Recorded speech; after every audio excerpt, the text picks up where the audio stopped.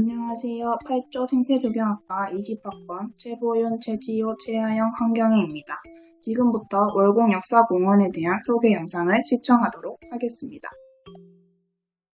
오늘 우리가 여기 온 이유는 뭐죠? 기말 대책 과제로 공원을 조사하러 왔죠.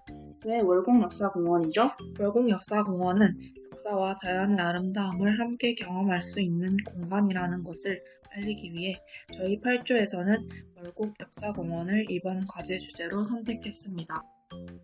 제가 알기로는 월곡 역사공원이 조제공원에 해당되는 걸로 알고 있는데요. 조제공원에 대한 자세한 설명 부탁드립니다. 좀 알고 계시네요. 주제공원이 무엇인지에 대해 간단히 설명해 드릴게요. 먼저 주제공원은 도시공원 중 하나로 생활권 공원 외에 다양한 목적으로 설치되는 공원을 의미하는데 대표적으로 역사공원, 문화공원 등이 있습니다. 그 중에서도 오늘은 도시의 역사적 장소나 시설물, 유적, 유물 등을 활용하여 도시민의 휴식과 교육을 목적으로 설치하는 역사공원 중 대구 상인동에 위치한 월곡 역사공원에 대해서 설명해 드리겠습니다. 이야기를 하다 보니 공원에서는 조금 생소한 개념비가 보이는데요. 이건 뭘까요? 이게 바로 한국유림 독립운동 파리 장서비입니다. 보아하니 설명이 필요해 보이네요. 간단히 알려드리자면 한국유림 독립운동 파리 장서비란 3.1운동이 일어나자 한국 유림들이 일본 침략을 폭로하기 위해 파리 세계만국평화회의에 독립청원서를 제출한 정신을 기리기 위해 세운 기념비입니다. 여기 보이는 한자가 월곡 우배선 창의 유적비인 거죠? 네, 맞습니다. 읍에서는 임진왜란이 일어나자 의병을 모집하여 서원과 대구 일원을 중심으로 왜군과 싸워 공을 세웠습니다.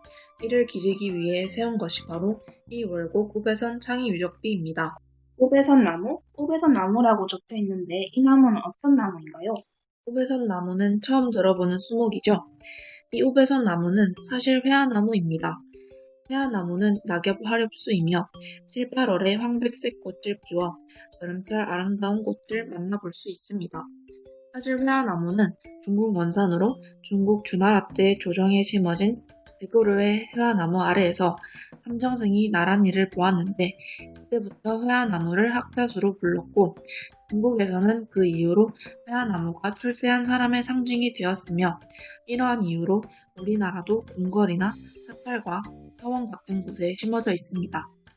잎 모양은 가지에 서로 어긋나는 잎이고 7장에서 17장의 작은 잎이 마주 붙어 있습니다. 모호수라서 그런지 가까이서는 볼 수 없는 것 같아요. 꽃이 피고 진 자리에는 10월쯤 열매가 맺어지는데 마치 강낭콩처럼 생겼습니다.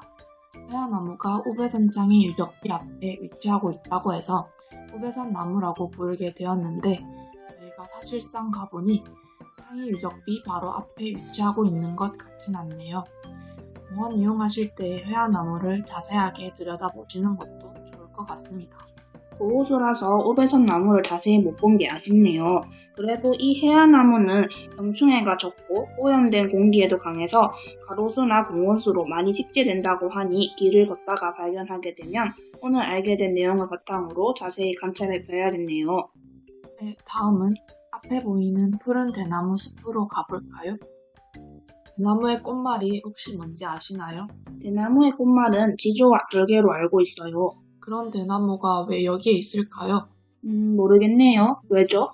1980년대 초만 해도 상인동은 대덕산 자락에 자리 잡은 기름진 논밭, 맑은 물이 출렁이던 넓은 저수지, 그리고 햇살 바른 그림 같은 마을이었고 이 주변 일대도 모두 대나무 밭이었다고 해요. 하지만 지금은 공원이 조성되면서 새로운 모습으로 바뀌게 되었고 대나무도 다 잘라내고 산책로로만 조성해 놓은 거래요. 그리고 주변 연락당과 낙동서원에서 우배선 선생의 후손들이 지조와 절개를 뜻하는 대나무의 경비를 받아 공부할 수 있도록 이렇게 환경을 조성했다고 하네요. 그럼 이제 이 대나무 길을 지나서 월곡 역사공원과 직접적인 관련이 있는 월곡 우배선 장군 동상 앞으로 가볼까요? 왜 이렇게 공원과 박물관이 분리되어 있는 느낌을 받는 것 같은데 이유가 있나요?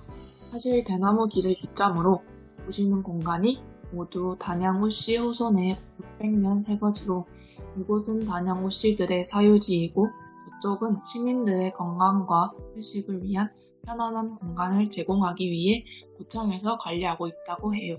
이분이 바로 계속 언급했던 월곡 우배선 장군이십니다. 아, 그렇군요. 그럼 이분은 월곡 역사공원과 어떤 직접적인 관련이 있는 건가요?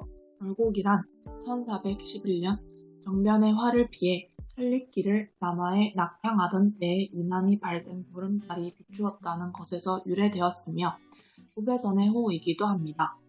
우배선은 임진왜란 당시 의병을 일으켜 왜적을 격퇴하신 분으로 월곡 우배선 선생의 공적을 추모하기 위해 단양구씨 후손들의 사유지와 월곡공원 지역을 묶어 월곡 역사공원이 만들어지게 되었습니다. 그런 의미가 있었군요. 그럼 좌측에 보이는 월곡 역사박물관도 우배선 선생의 의병 활동에 기중한 자료가 되었던 유물들이 전시되어 있겠네요. 네, 맞습니다. 들어가서 소개시켜 드리고 싶지만 코로나19로 인해 잠정 휴관 기간이라 못 들어가는 것이 아쉽네요. 그럼 다음에 꼭 가보죠. 아쉬운 마음을 뒤로하고 월곡 역사공원 하면 낙동서원이 유명하다고 들었는데요. 한번 가볼까요? 오, 잠깐만요. 여기가 그 유명한 겹벚꽃 터널길 아닌가요? 네, 맞습니다. 5월 초에 오셨으면 겹벚꽃이 만개한 모습을 보실 수 있으셨을 텐데 아쉽네요. 이 겹벚나무는 다른 벚나무 종류와는 달리 늦게 개화해서 5월이 되어서야 꽃을 볼 수 있고 흰색이 섞인 분홍색 꽃이 겹꽃으로 핍니다. 시방과 꽃잎이 변해 꽃이 되기 때문에 열매는 맺지 못한다고 해요. 자세히 보시면 잎의 생김새는 달걀을 거꾸로 세워놓은 듯한 타원형을 하고 있어요. 나무의 생김새가 아름답고 꽃이 보기 좋아 관상용으로 많이 심고 추위에 약하기 때문에 중부 이북에서는 잘 자라지 않고 병충해에 약해서 수명이 짧습니다. 아, 품목을 되게 잘 아시네요. 이 낙동서원은 유림단체에서 함께 모여 제를 올리고 역사 문화재 관련 학자들이 연구를 위해 방문하기도 하는 곳입니다. 아, 그렇군요. 이 월곡 역사공원에서 가장 오래된 나무가 있다고 하던데 그건 뭔가요? 이 나무가 바로 300년 역사를 지닌 모가나무입니다. 10년, 20년 된 줄 알았는데 300년이나 되었다고요?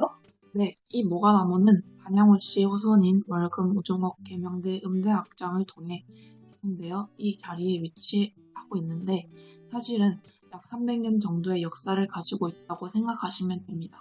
모가나무가 어떤 나무인지 설명 부탁드립니다. 모가나무는 낙엽 하립수이며 중국이 원산지인 나무로 한국에서는 중부 이남해 지역에 널리 심어져 있어요.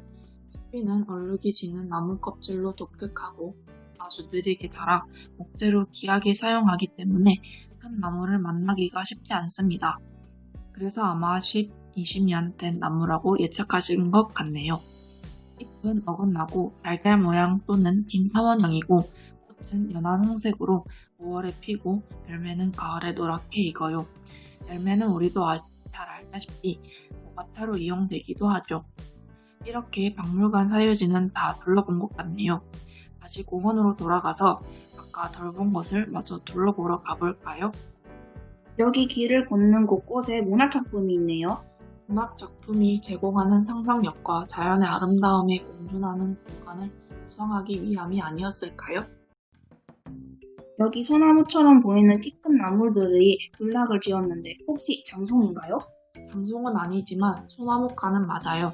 이 나무 이름은 독일 가문비인데 원산지는 유럽이고 아마 크리스마스 시즌에 트리로 쓰이는 것을 보셨을 수도 있겠네요. 이 나무의 작은 버전이 크리스마스 트리로 많이 쓰이거든요. 독일 가문비는 상록 교목으로 원산지인 유럽에서는 50m 이상 높이로 곱게 자라며 줄기지름이 2m나 되는 것도 있어요. 꽃은 6월에 피는데 수꽃은 옹기둔 모양으로 노란빛에 띤 녹색이고 암꽃은 긴 타원형으로 묵은 가지 끝에 달려요. 잎은 바늘 모양의 치명으로 네모로 나며 단단하며 끝이 뾰족한 게 보이시죠? 잎 뒷면에는 미세한 흰색 숨구멍 줄이 있어요. 열매는 10월에 익는다고 하는데 그 변화를 지켜보는 것도 재밌겠죠? 아, 뒤에 보이는 탑은 무슨 탑인가요? 저건 민족 전기탑이라고 해요. 민족 전기탑은 정복 후 남북이 분단되고 아직까지 통일을 이루지 못한 이유가 민족의 정리가 부족하다고 여겨 이를 바로 세우기 위해 1995년에 민족 전기탑을 건립했어요. 여기 공원 이용자분들이 많아 보이는데 이용자분들과 함께 인터뷰를 해보는 건 어떨까요? 그렇게 혹시 이 공원, 월곡역사공원을 이용하시는 이유가 있을까요? 집에서 제일 가까워가지고 이용하고, 네. 그 다음 운동하기도 넓고 좋아가지고 이용해요. 일주일에 몇 번 정도 혹시 이용하시나요? 저는 아침마다 줄넘기 하러 방학이어가지고 줄넘기 하러 오고. 그럼 마지막으로 이 공원이 제공하는 역할이 뭐라고 혹시 생각하시는지? 쉼터? 먼저 월곡역사공원을 이용하는 이유가 따로 있으신가요? 아니요, 집이 가깝고요. 또 좋다. 그리고 일주일에 몇 번 정도 이 공원을 이용하시나요? 날씨 안 추우면 뭐 거의 매일 나옵니다. 그리고 마지막으로 공원이 제공하는 역할이 무엇이라고 생각하세요? 우리 동네 봉우리래, 이 공원. 공원 이용객을 조사하여 통계를 낸 결과 이러한 결과가 도출되었습니다. 오늘 이렇게 월곡역사공원에 대해서 알아봤는데요. 어떠셨나요? 재밌으셨나요?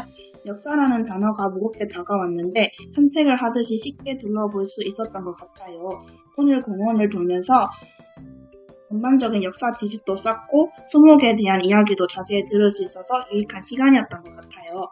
월곡역사공원에 대한 자료로 저희 영상이 유익하게 이용되었으면 좋겠습니다. 발표 여기까지 마치겠습니다. 감사합니다.